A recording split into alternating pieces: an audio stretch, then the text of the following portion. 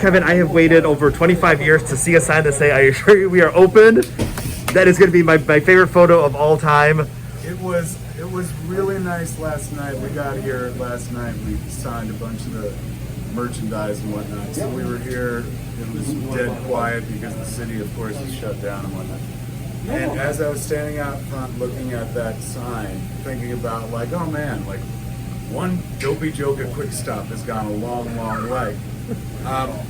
The train went overhead. Yeah. And it was, you know, I know everyone around here is like, so, but like, we don't have that. And it's so out of a movie to me growing up. Like, anytime I ever saw the L, it was always in a movie and stuff.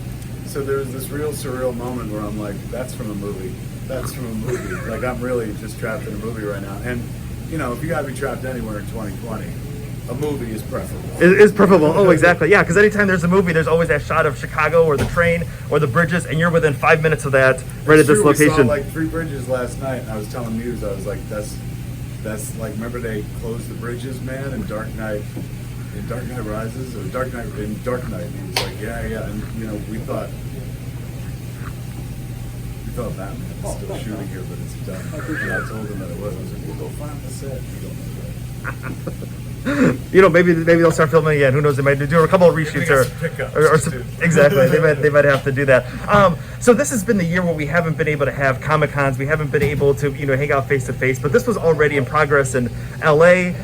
Why bring it to Chicago? Why now? And tell us a little bit about the experience that people are going to see. The only reason Mooby's pop-up exists in the first place is because Derek Barry had a series of pop-up restaurants that he'd been doing, starting here in Chicago with Saved by the Max a couple years ago, which ran for so long and stuff. So then he went out to LA and he did it there with a bunch of concepts. He did the Saved by the Max again. He also did the Los Pollos Hermanos. He did Good Burger.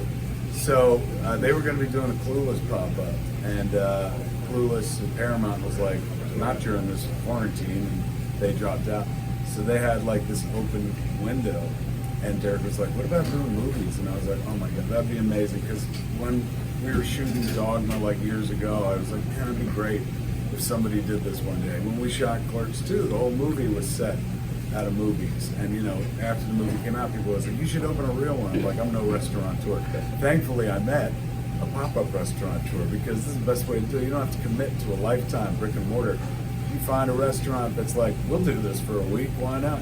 And you reskin it, and then you go and you have a good time. And in a world where we can't kind of do our live shows the way we were used to doing it, like we were seeing 1,000, 1,500 people a night on the Jane Silent Bob Reba Roadshow tour. This is a way for us to interact with the fans, do a fan-oriented event that like keeps folks engaged with our stuff, and it's fun. And it's during the second lockdown or whatever they're calling it here in Chicago now. You know, we've had to pivot it. People won't be able to eat here, but they'll be able to pick up and stuff, take pictures. So it's something to like do, you know what I'm saying? If you've ever remotely liked these movies, it was a cool thing to come do in any city. Even the post that was saying that you guys were coming here was, come here, have a laugh, or 37. And I was just waiting for someone to write in a row. All right, thank you. Yeah, no, it's any place that's willing to share our world and more importantly, keep our world alive, I'm willing to go to. I'm willing to hang out. Now, you had mentioned Dogma here a couple of moments ago, and McHenry gets a shout out in the movie. Tell us about the family trip here, and you know why when you saw McHenry, is that you guys got to go over there. Yeah, we when I was 9 years old, 1979, we took a train trip cross country on Amtrak, my whole family, and we were going to Hollywood. It was the first time I went to like California, but my uncle lived out here in Chicago with his family. So this is where our first stop was. So we were on the train for like 2 days or whatever, and then bam, we went to Chicago. First time in the big city.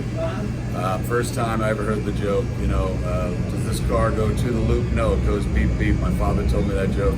Still stays with me to this day. You know, Sears Tower was the tallest building in the world at that point. The city was beautiful. And then we went out to McHenry, which is where my uncle and his family lived. And I met my cousins who I'd never met. So the whole trip was just like damn magical. And it only happened once for like 2 days when I was a kid. But that kind of stuff buries with you. And anytime I come back to Chicago, like, you know, once the career started, I was able to kind of reconnect with that memory. And in Dogma, I flat out name checked McHenry, and I've met some folks from McHenry over the years, and they're like, I gotta know why. And then I'm like, my uncle lived there, so it was like a name in Illinois that I was very familiar with, so I put it into the flick. Yeah, this is like Kevin Smith country for some reason, man. Like the movies played here. I remember Clerks when it opened. It was New York and L.A., and then the third city it opened in, of course, was Chicago.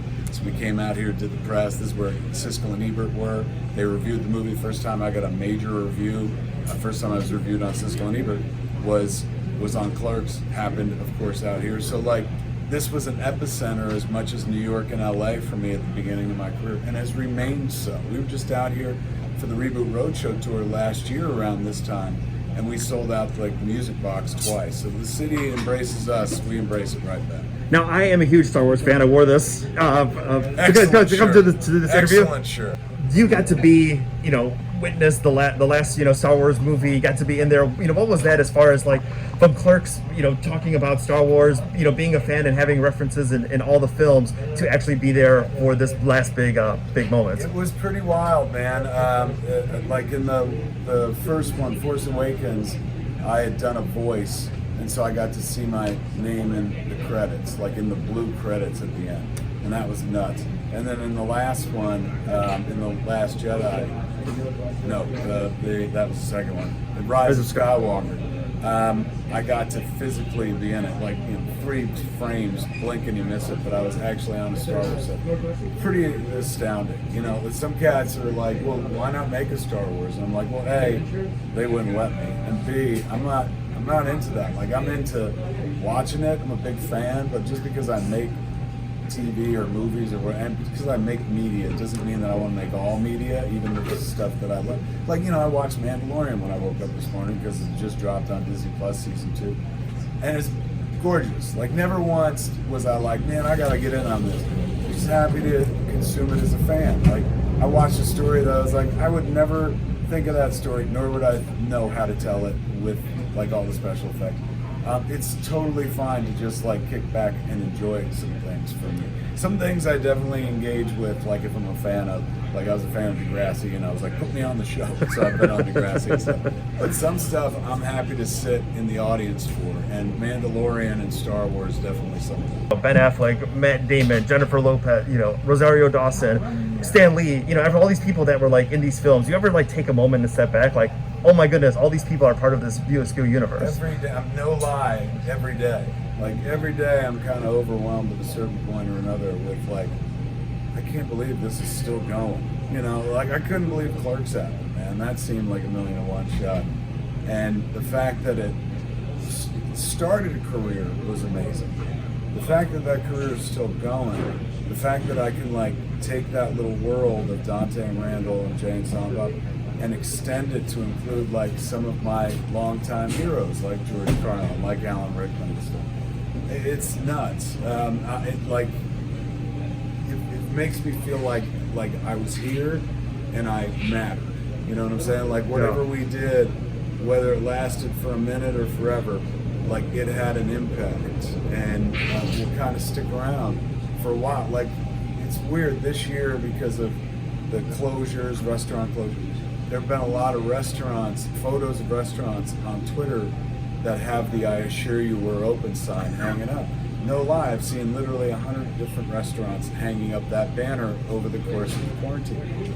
And stuff like that is like, I'm gonna live forever. Even if nobody says like, oh, Kevin Smith did that. That's a piece of my work that goes out into the world and unintentionally goes into a place that like I never thought would actually be picked up by actual restaurants and stuff like that. So very, very cool. Every day I realize that like, man, I got lucky that a little story that we told in New Jersey has traveled so far that like I could still use it as a passport to the rest of the world.